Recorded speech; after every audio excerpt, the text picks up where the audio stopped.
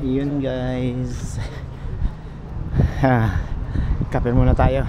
Inutusan nga ako ni Ma'am Beth mamili ng pang ulam. So for now, syempre hindi aandar ang kotse kung walang gasolina guys, diba? So kape muna tayo. Syempre dito tayo sa Starbucks.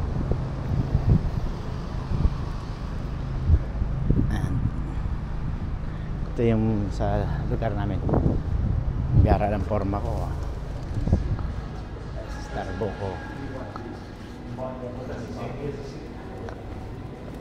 Hi. Can I get 2 medium latte to go please? That's it for now. Thank you. This one? Thank you so much.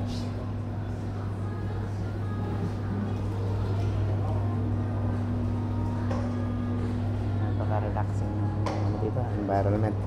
Lahat sila nakakatutok lang sa kanilang kape.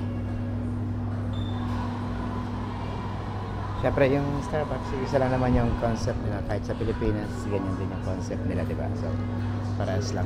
Hindi sila masyadong maraming ino-offer. Pero dito may mga panini silang ready-made. Mga ganyan, sandwiches na ready-made.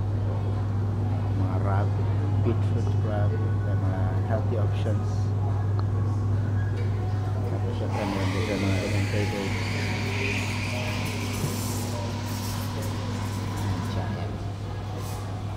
Pero yung mga pang kiddos, mga bata, pang aliw sa mga bata, ayan. Ito, laking yun to, stick off.